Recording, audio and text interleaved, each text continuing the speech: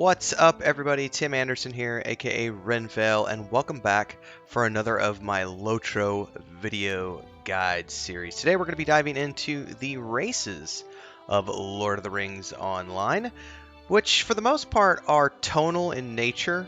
They're mostly used for roleplay. They do change the text somewhat as people are talking to you, and to some degree the way people will relate to you. But for the most part, it's generally considered a roleplay choice more than anything else. Although there are some pros and cons in terms of stats, which in the long run don't really matter that much when it comes to the gear. But it is, there are some considerations to be had. Now, worth noting is I'm recording this at the end of February in 2023. So this guide is a 2023 guide as of this recording. Because it's an MMORPG, things are continually changing, patches happen, and they regularly update and add new races throughout the life of the game. So as an example, when you first started off, we didn't have the Stout Axe, and we didn't have the Bjorning or the High Elf. Those are races that got added over time through the course of the game, being out for 15 plus years now. In any case, let's talk about the races. What race would you want to play the game as in 2023? Well, you can start off with the man. This is one of the cool things about the current state of the game as it is in 2023. Since the 15th anniversary, they've made a lot of what used to be previously were premium races, like the High Elf, are now freely available on the free-to-play platform. So the only thing on here that you'll notice that I haven't unlocked is the Brawler, because that's a recent class that I haven't unlocked because I have no desire to play it. But all the races are now available to anyone. So you could start off with a man character, and they have a nice description over here on the left-hand side. The men are not as long-lived as elves. Neither are they as sturdy as dwarves or resilient as hobbits, but they are renowned for their courage and resourcefulness. And they've got a few little bonuses here, such as Gift of Men, which is plus 15 fate, but Diminishing in Mankind, which is negative 7 will. They're easily inspired, so they get a 5% bonus to incoming healing, and they get plus 15 might, because they are filled with the strength of men, such as what Boromir could accomplish. And those feats are worthy of song. Next up is the High Elf, which was one of the classes that they've played, or that they added later on in the game's life. Now what's interesting here is that some of these share a starting area, like the Hobbit and the Men, for example, or the Elves and the Dwarves. But the High Elves and the Stout Axes and the Bjornings were added later on, and those have their own unique starting area when you're playing the game. So the High Elves are those who have beheld the beauty of Valinor and their descendants. They possess the grace and strength beyond even their woodland kin. And those few who remain yearn to see that Middle-earth is safe to bequeath to men before they depart for the Undying Lands.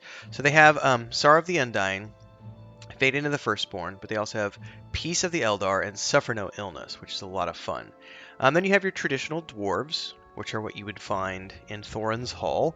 Dwellers of stone and miners of metal, the dwarves are a doughty folk resistant to the corruption of the enemy, but not to greed. They are sturdy.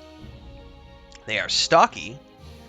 They have reduced fate due to the fact that their time in Middle-earth is fading, and they are unwearying in battle, along with having bonuses with one-handed axes. Now, the Stout Axe are a variant on the dwarves.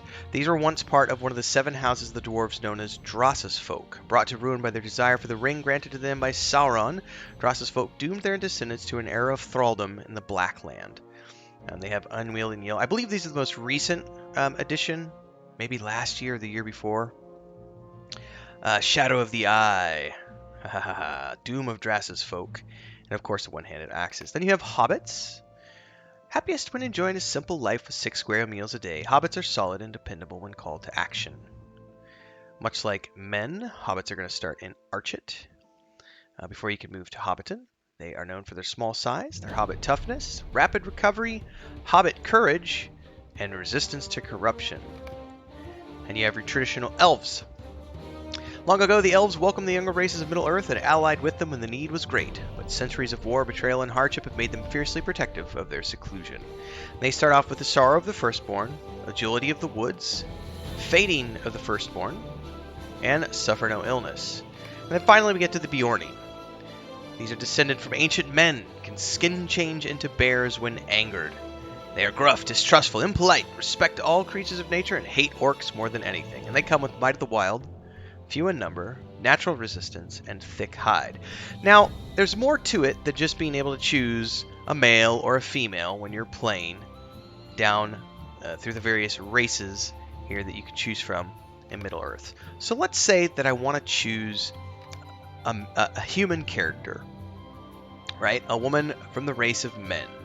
Well, let's go ahead and hit that continue button. And suddenly you'll notice that over here on the left, I've got some options. Where is she from in the realm of Middle-earth? Is she from the Brelands? Is she from the Dalelands? Is she from Gondor? Or is she from Rohan? And you'll notice that there are descriptions over here on the left and some slight changes to the way they look. So for example, lore. If you grew up in Breland, it says you grew up in Breland, once part of the North Kingdom of Arnor, once ruled by Elendil the Tall as High King of Middle-earth, and later by his elder son Isildur. Now it is a simple, rustic land, and the North Kingdom is no more. It says Bree women tend towards simple, familiar, English-styled names such as Ellie, Dora, Adela, and Clara. And sometimes Brelanders go by their last names as well. But what about people from the Dalelands? Ah, you come from the Dalelands in the northeast of Middle-earth, beneath the Lonely Mountain, where Bard the Bowman slew the dragon Smog and fought in the Battle of 5 Armies.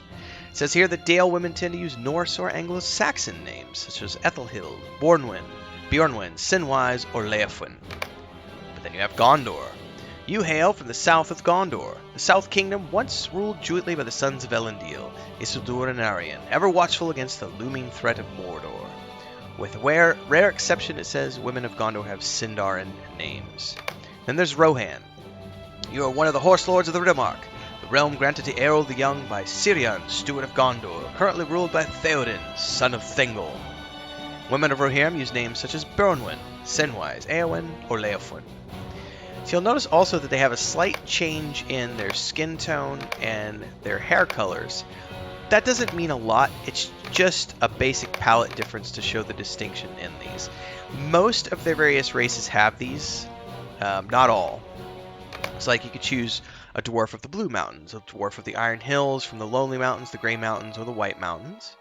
You could choose to be a High Elf, which I think only comes with one. Nope! You could choose to be one from Gondolin, Imladris, Nargothrond, Beleriand, or Assyriand. In terms of the Stout Axes, that's it, Mordor. That's all you got. Hobbits can be from Fallowhide, Harfoot, or the Stour region. Elves can choose to be from Lindon, Lorien, Mirkwood, Rivendell, or Helland. And Bjornings, I believe, only get one as well, the Vales of Anduin. So there you have it. A basic rundown of the races of the Lord of the Rings Online. Again, keep it in mind that these are mostly tonal in nature. They don't really impact your gameplay too much other than giving you a roleplay background, and when you're doing dialogue for quests, sometimes people will refer to you by your race or your class. Oh, Rune Master, how are you? How are you doing today, Elf? Oh, you're just another one of those stinking dwarves. There are examples of that throughout the text, but again, it's mostly for roleplay purposes. It really doesn't affect your gameplay. Originally, when the game first launched, these pros and cons were a little more meaningful than they are today, but with gear that you can get these days and all the traits and everything else, you can really get to the point where you can overcome these any cons that you might have, like -7 will. That doesn't really mean anything in the game as it's played in 2023. So hopefully that was useful to you. If it was, do me a favor, like, subscribe, and hit the bell icon on this video so you get more like this as I continue to do class guides for this game and just game guides in general for LOTRO and other MMORPGs, RPGs, CRPGs, and beyond. And if you can support, it's awesome if you can because it keeps me on the air full time. You can do a membership here or a membership over on Patreon. Those are the two easiest ways, but you can also do super chats and stickers on live streams and premieres or super thanks on these uploads. All are great ways to support. Hopefully we'll see you in the Discord as well. And until next time, stay safe and happy adventuring in Middle-earth.